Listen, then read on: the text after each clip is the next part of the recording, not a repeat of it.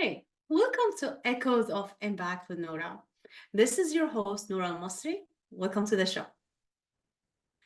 I'm really excited to talk about nonprofit today.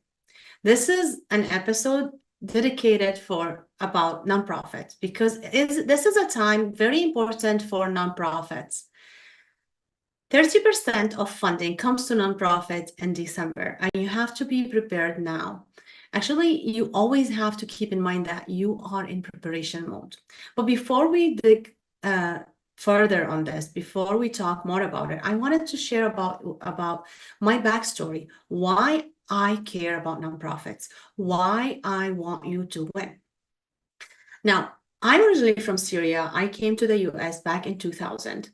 I used to work just in accounting. I worked as a grant assistant at DePaul University, one of the institutes in there, in the law school. And then I moved into the corporate world. I was a staff accountant, and I was doing some volunteering like here and there for nonprofits, the community center, in different capacity, teaching nonprofit teaching, nonprofit accounting, all of these stuff as a volunteer. Now, in 2011, something happened in the Middle East. As if you've been following the news back then, some of you might not be old enough to hear that, to know this, but I guess other people, if you're following the news, you know that there was a Arab Spring happening in 2011, started with Tunisia, Egypt, Libya, Syria, all these countries. So when the Arab Spring hit Syria, what happened is I could not focus anymore on working in a corporate. I wanted to do something that can touch the people life, especially after the refugees started fleeing Syria to the neighboring countries. So I wanted to help. I couldn't just stay without helping people. I couldn't just focus on that part-time. So I got a job with a nonprofit in the community. It was a program coordinator, and then, well, actually, let me tell you the truth. It was an executive assistant to the director, because he wanted me to help them reach Syria, since I have people there. I was born and raised there, so I know a lot of people there. So, and I know a lot of Syrians in the community, so he wanted someone who can help with Syria. And the reason why he asked me to join, it was because I came with a lot of other activists in North America in general. There was like few in Canada and in the US, all over the place. We came together and we decided to do a fundraiser to help the refugees who are fleeing Syria. So I was mainly in Chicago because this is where I live, or I lived since I came to America. So he saw me there. So I was coordinating the logistics. My assignment was also to find a nonprofit that can help us raise funds for Syria. And that might sound simple now, but back then it was not simple, because everyone was afraid because of the sanction, everything else. So people were not did not want to help with raising money to Syria. They don't know how to deliver it there, to deliver to the refugees. So a lot of organizations did not have that access. One of that organization accepted to help us raise fund, and then in that fundraiser, we were able to raise $150,000. And then the founder and executive director at that time asked me to join their organization. And then soon after 6 months, I was appointed the Middle East director for the Middle East. I was doing literally everything because that was my life. It was not a job. It was not something I want just to have to feed my 2 kids as a single mom. It was not that at all. It was something I really wanted to do because I wanted to help my people. Yet I needed to also provide for my kids. So I couldn't do that full time without having income.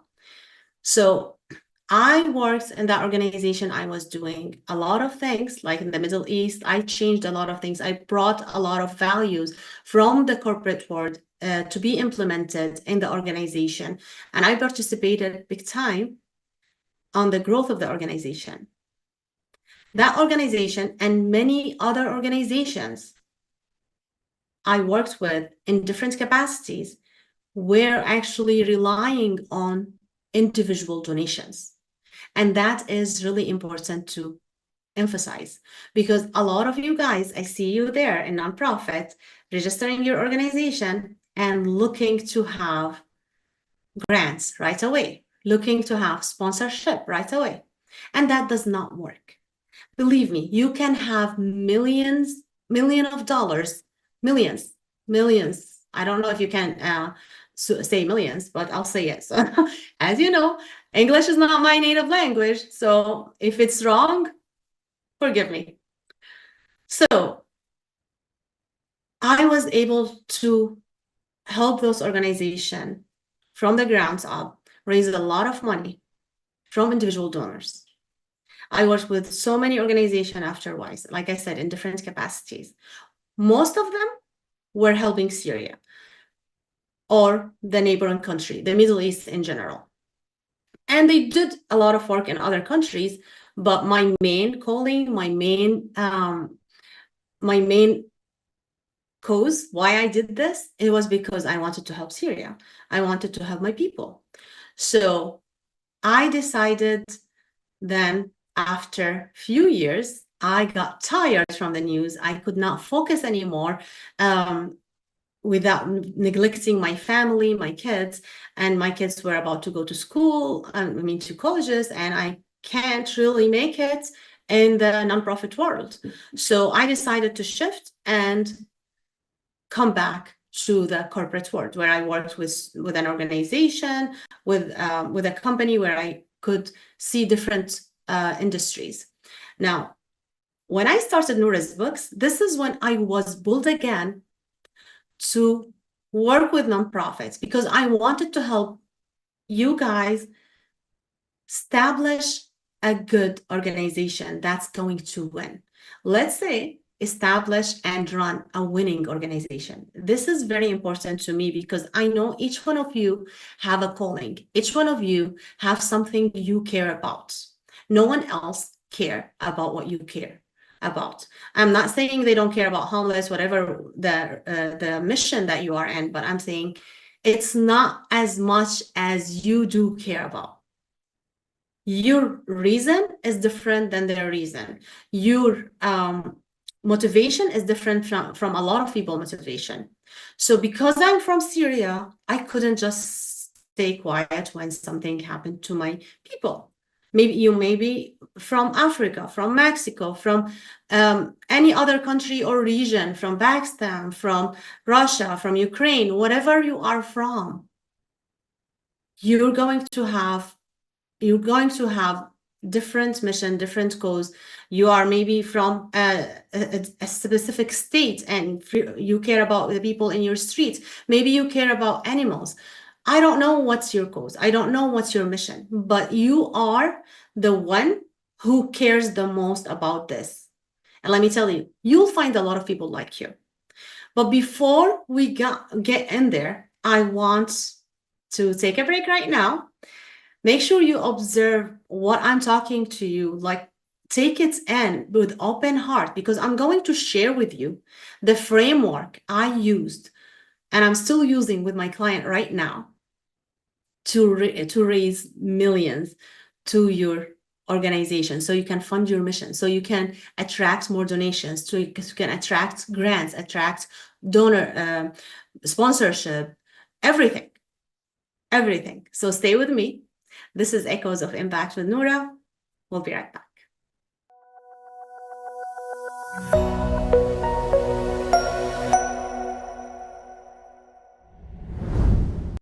Welcome back.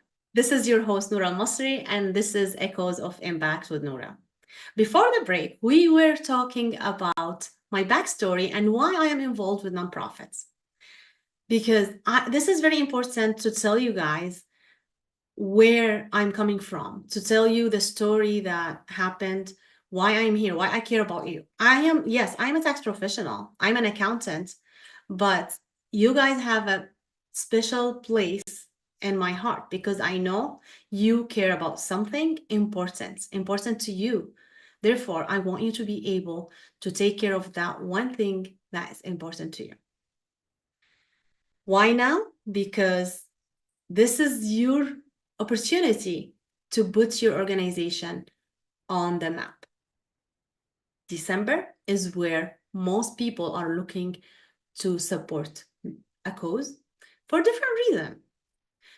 It's a holiday, so people on the giving mode, they want to share the blessing with other people. It's the end of the year, so those who wants to save in taxes and they want to take control of their money, they want to find an organization that will align with their mission in life. So they are looking for you so they can save on taxes and have control over their money. But you gotta help them. You gotta help them find you. And that's why I wanted to talk about how can you help them find you today. So I'm gonna share the framework I use to raise money and help other organizations raise money to develop their mission, to proceed with their mission. It's the impact method. First thing, you want to identify those people who are your ideal donors, who would care about you more than anyone else. How can you get to them? What do they look like? What do they care about? What are they doing in the daily basis? You want to look into these people really deep and give them a name. You can find, maybe they are women, maybe they are men. You can have both also. Find your donor avatar. It's really important because this is going to show you where to go. To make it more simple for you, I'm going to give you a tip. Your ideal donors most likely looks like you. If you are, let's say you are a woman working on a woman empowerment organization, being that caring about young girls, maybe older women, maybe single moms, maybe domestic violence survivors, all of these things, anything, or maybe educating women or helping them start their business, or the list can go on forever. Who's that person is? Why do you care first? Maybe you were a single mom, raised your kids alone. Now, let's say who's going to care to empower these people? Most likely is a woman like you. It doesn't have to be the woman itself. Maybe she does not have the resources to work with you or to donate to you. Maybe they are your beneficiaries. But who's going to care about you? Maybe someone who has a sister who's in that category, someone who has a daughter in that category, someone who had a mother who was in that category. All of these people can make an ideal donors for you. But you want to see like what exactly are you doing and see what exactly the ideal donors look like. And then once you hammer down that and get that down, I know who is that person. Give them a name so it's easier to refer to them. So you feel like you are talking to that person. And then once you identify that, now you can message those people the way you are talking to one person so they can feel connected to you. This is really important. You are recruiting donors to your cause because you don't want them to go prioritize something else, because everyone's asking for donation. Everyone wants everyone money. But let me tell you, you may think people do not have money to donate, but it doesn't matter how much a person can make or making over the year. Everyone's donates, even kids. And look at, if you have kids or kids around you, look around and see how kids love to support. Look around and see how everyone supports a cause or mission in a different capacity, in a different way. Doesn't matter how much someone makes. It's just like they might not give you for so many reasons. They want to give someone else. Now, the first thing that you have to be their ideal organization, something that align with them. If they were themselves to start a nonprofit organization, they will start an organization just like yours. So those are your ideal donors. You have to put some work on it. You have to put a lot of thoughts about it, like brainstorm with your other board members, people in the in your circle, people who are your beneficiaries. Like, you're gonna find it. It's not hard, but it's not so simple. It's you're gonna need to think about it, give it some thought, and you might get it wrong in the beginning. You can just adjust as you go. You just try and see what's working. But this is the first step. Second, you want to start actually getting this information from these people. You're finding these people. You can find them both way, online and offline. It's very simple. We have the world of the internet. People are growing 7-figure, 8-figure businesses just from their desk, from their laptop, from their phone. You can do it for your organization as well.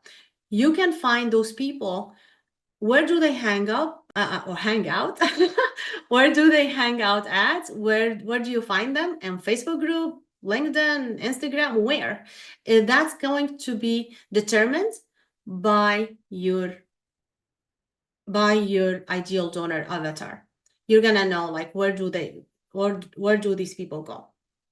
So this is the first step. So we're gonna find them. You're gonna find the way to get their information. Tell them about what you're doing, and don't tell them a story that's gonna take 5-10 minutes, or not even 2 minutes. It has to be a few seconds. Tell them exactly what you are doing.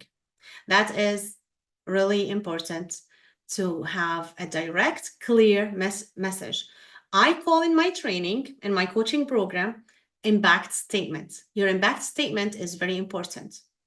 And that goes like, I help so and so achieving this by doing this. That calls about your, about your beneficiaries. So this is very important, to have just that one sentence directing to your ideal donors. And then you're going to find them, you're going to start communicating with them, get their information. And then now, once you get them to donate to you first, even if it was a small donation, you want to make sure you are keeping their information and work with them, motivate them, manage them, have a donor base. It's very important to have a donor management system that's going to help you to manage your donor base, to help you like relate and connect with your donors all the time and regularly. So they don't just hear from you when you need money. They don't just hear from you at the end of the year or when you are about to do the program. You always have to be connecting to them. You always have to thank them when they do something. There's multiple ways to connect with them. Online, maybe in the community center, maybe they, your ideal donors, maybe they are in the gym. I don't know where they are because I don't know who they are, but you should find out who your ideal donors are and start be on the places they are in, because they don't know about you. It's your job to tell them that you exist, because they are on the look for you, but you just, again, did not help them yet find you. So you want to make sure you find them and help them find you. So don't just neglect what you have. Don't assume people know, and if they want to donate to you and support you, they're going to find you. And let me tell you why this is important. 75% of funding should come from individual donors like you and me. This is a diversity on its own. How many people? You are a person, I am a person, your wife, your husband, everyone is a different person. If I stop donating for a cause, you might not stop. So it's not going to affect the organization so much. So it's very important. And let me give you some data just from the last 2 years. 64% of funding in 2022 came from individual donations, and 67, I think that's the number of percent of donations came to nonprofits from individual donors in 2023. But overall, the average, like over the years, it's about 70 to 75%. It depends on the year. So it's really important for you to tap into individual donations. Plus, when you have your own money from donors, it's more flexible, so it's not as restricted as if the money coming from grants. It's easier to communicate with your donors why you are spending the money in a certain way. Most likely, they will support you if you are in alignment with their mission. It's a great opportunity to make you pay for other things that's going to help you grow your organization, like grant writer and a lot more, attract more donation. And that's going to take us to the next method, or with the continue of the I can't speak anymore, guys. The continuous of the framework I'm talking about today. So, but we're running out of time here, so I will see you after the commercial break. This is your host, Noura Masri, and this is Echoes of Impact with Noura. We'll be right back.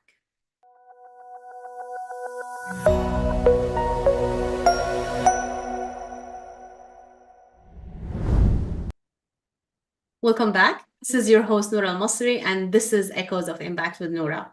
We are talking about the framework you need to have in order to have a winning nonprofit organization.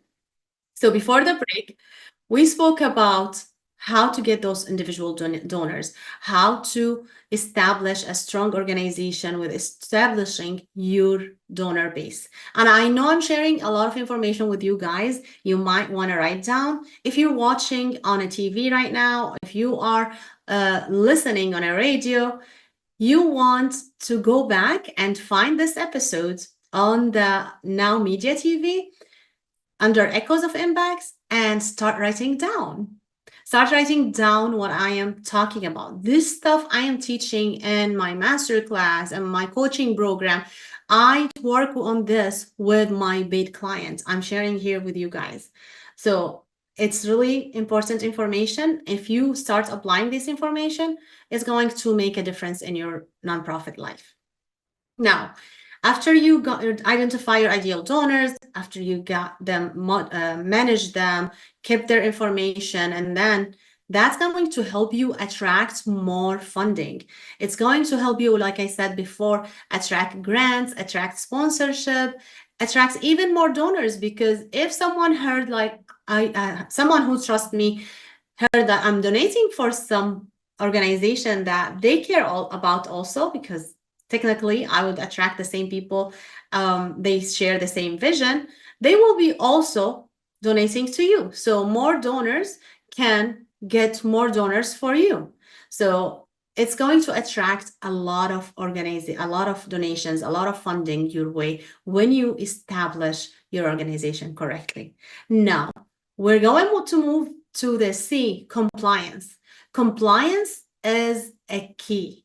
If you are not in compliance when it comes to nonprofit, you're going to lose everything. Nothing's going to matter, because compliance is what keeps you going. Compliance is what protects the donations of your donors.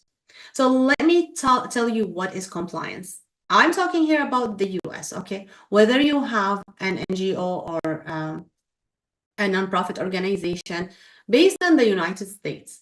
And this can apply for every other, all countries, they have their own compliance, but it's not my area. What I'm talking about, the compliance in the US, what do you need to do? So first, you need to be filing your taxes every single year. Whether you have activity or not in this given year, you still have to file.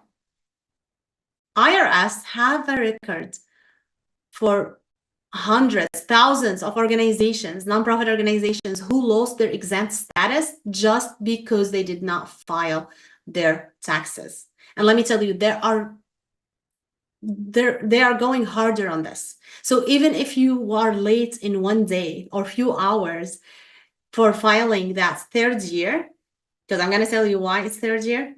third year of return, they would revoke your exempt status. Now, let me tell you what's the exempt status. Some of you maybe already know, some of you do not know if you're new in this arena of nonprofit.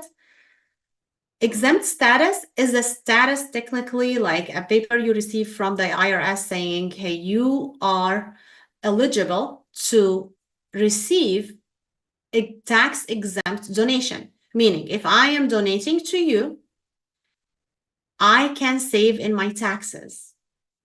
So that's why a lot of people are encouraged to give US-based organization, because even if we want to support an organization is not registered in the US, we're not going to get that benefit. So if you lose your exempt status, you lose that benefit, and your donors going to not want to support you as much, because that also shows something. You might say, oh, okay, if they don't get that benefit, they're not going to give. Are they giving for benefit, or are they giving because they believe in this cause? And that can be valid, but I mean, that shows that you are not trustworthy in terms of their money, because now you are going to pay this money to pay penalty, because IRS is going to send you penalties. Penalties can be tens of thousands of dollars, hundreds of thousands of dollars, just because you did not file your tax returns on time every single year. Or maybe you filed the wrong return because you're trying to save money and work with volunteers or whatever, or people who don't know how to file for nonprofits. So you're going that route. So that is not how people can trust you. You need to make sure you are trustworthy in terms of you can manage the money, you can run the organization. Would you invest money with someone who has a business that you know that they don't know anything about running a business? Be honest with yourself. Nonprofit is not different than that. Nonprofit is exactly the same, and even worse, because you have to run the business, you have to run the nonprofit as you are running the business to be successful. Plus, you have to prove yourself. You have to prove that you are managing the money correctly. You're not wasting your donors' money. You're not wasting your beneficiaries' money. You can't get grants if you lost your exempt status. You cannot get sponsorship from companies if you lost your exempt status. You cannot get major gifts if you lost your exempt status. This is the main piece. And in order to file a correct return, you need to have the first foundation for any correct tax filing, which is bookkeeping. And it needs to be a correct bookkeeping. It needs to be a professional one. It's not just like adding number, subtracting number. It needs to be done correctly with a professional who knows how to do the books for nonprofits. So this is very important for the organizations or for the donors to trust you. You have to stay in compliance. Another piece of compliance is, do you have the certificates to raise money in different states, especially if you're raising money online, or maybe you have an event or something, like some people who are living in different places around the US. Like, do you have what you need? Some states, or majority of the states, I would say, require charitable association registration based on how many donors do you have. Some people, some states require that even if you have one person. Some states require that registration if you have a certain amount of money a year. Other organizations require that if before you even think you want to raise donations from a state resident. So this is a very important piece. A lot of organizations don't know about it, and it can hurt you badly. You can lose your exempt status on a state level. California is one of those states. So you want to make sure you will get penalties even if you are not registered on those states.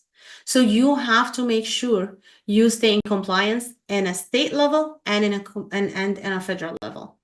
This is very important. and you want to see like if your state is requiring you to file a 990, that is not the 990 you file on the state level, on the federal level. Maybe this is something different, like Illinois is one of these states, they call it a different one. So you have to check. Not all the states require some sort of those filings, but you want to make sure that your state does not require that, or maybe require that. You have to find out. And I know it can be difficult, but you can work with a professional who knows nonprofits, like myself. You can definitely book a call with me on my website at nourasbooks.com/contacts, where you can talk to me over Zoom. It's a free consultation. We can talk, and I will tell you what you need to do. Or if I'll tell you some information based on your organization. So I'll tell you what you are required to do. If you need to file your taxes, I can help you file your taxes. If you need bookkeeping, also, I will help you do that. This is just compliance. We're talking about compliance. We did not even touch the growth. Okay. So if you want to have also overview of what you need to do for your organization, I do also have a book. You can get the book from Amazon, or you can get it from my website, How to Start, Manage, and Prosper with a Nonprofit. The book is good whether you are on nonprofit already or you are thinking to start one. It's going to help you determine what you need. It's going to help you determine if nonprofit work is for you or not. So like I said, you can get it from Amazon, or you can just get it from my website. Either way, you can get it. So compliance is a huge piece, and it can break your organization if you do not have compliance. If you do not stay in compliance, you're not going to be able to raise donations anymore. All right. This is Echoes of Impact with Noura, and this is your host, Noura Masri. We'll be right back, and we'll continue talking about the framework after the break.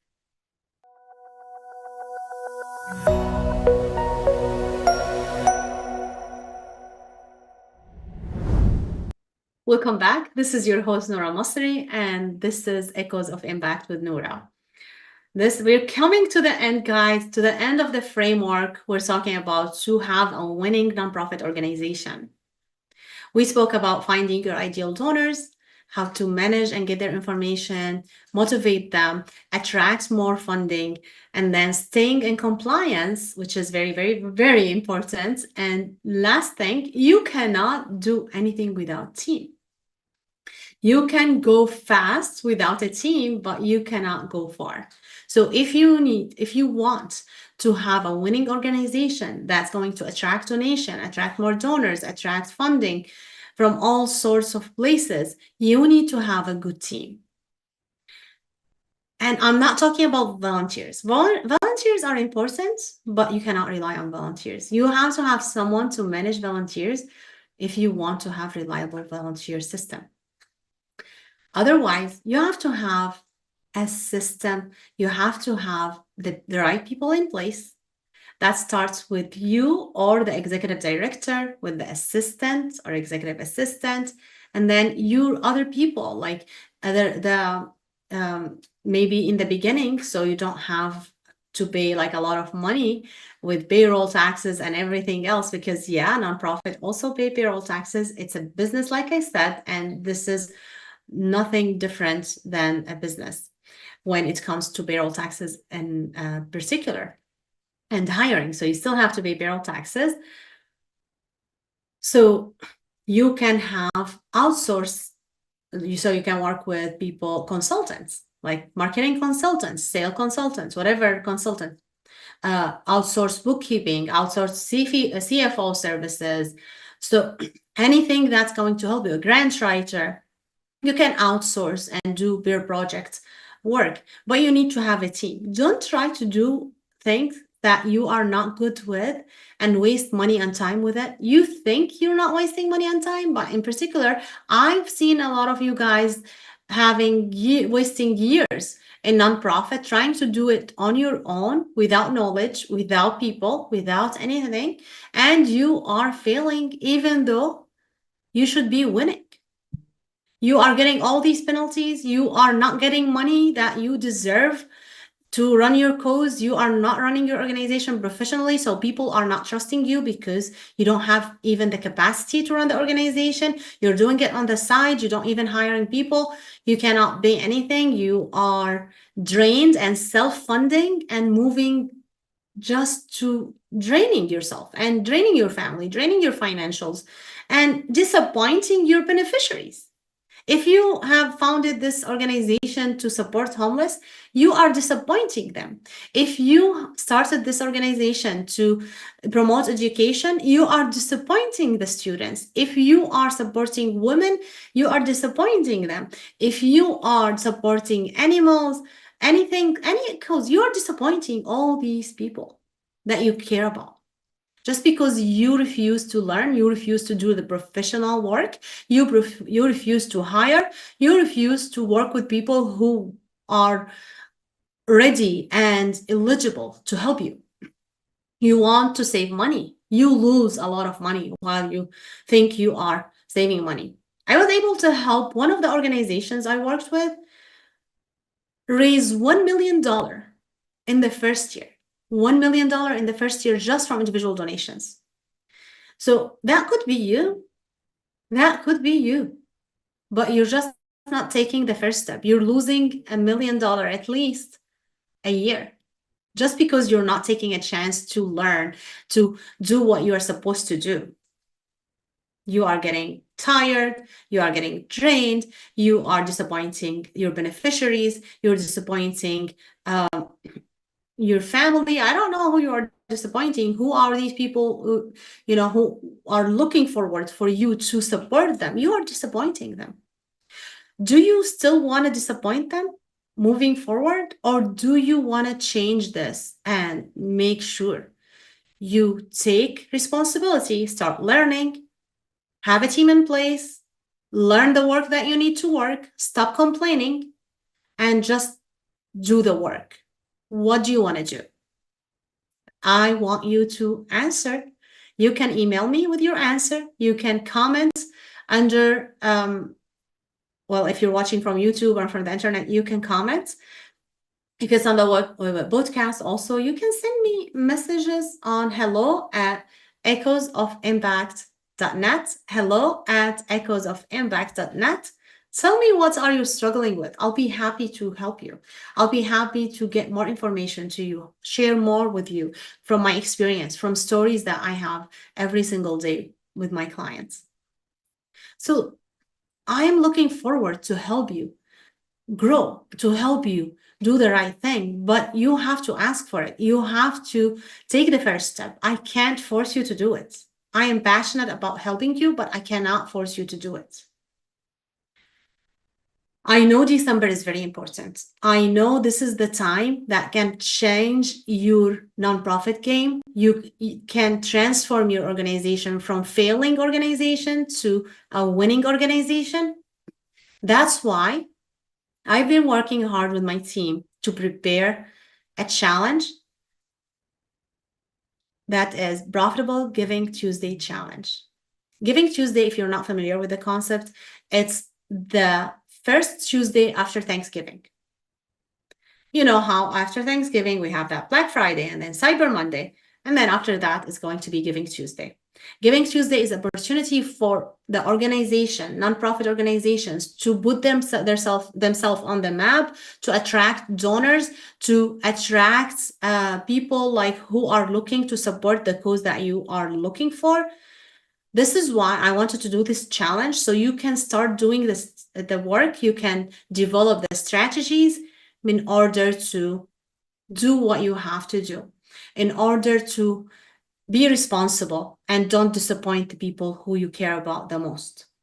So it's going to be 5 days. It's going to start on October 28th for 5 days, Monday to Friday. October 28th is a Monday, and then November 1st is the Friday. I'll be with you 1 hour every single day, teaching you the methods, how to create a program, how to create actually a winning program campaign. So when you learn this, you're gonna learn how to run any other campaign, whether if it's online or offline, you're going to learn the method. It doesn't have to be in just Giving Tuesday, but I'm catering this for Giving Tuesday because this is the time of it. This is what I'm helping you achieve, a good Giving Tuesday campaign.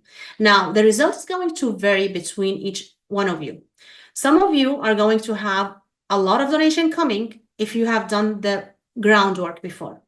Some of you will start by doing the groundwork. Maybe they don't see the monetary yet, but you're going to be taking the first step toward the monetary effect. So you can see donations moving forward if you kept doing the work. I'm going to teach you all the strategies that you need to know in order to have a winning campaign, therefore a winning organization. For only 5 days, 1 day, 1 hour a day. There are 2 levels for registration, general admission and VIP. So if you are in a general admission, you will have 5 hours where a week, only that week. I'm not doing this every week. It's only that week from October 28th to November 1st. I'll be teaching you the method to help you run a successful Giving Tuesday campaign. Again, you can go to profitablegivingtuesdaychallenge.com, profitablegivingtuesdaychallenge.com, and you can register. Second level, which is the VIP level, you will be with me on Zoom. So the general admission, you can be on the Facebook group. It's a private Facebook group only with the people who joined the challenge.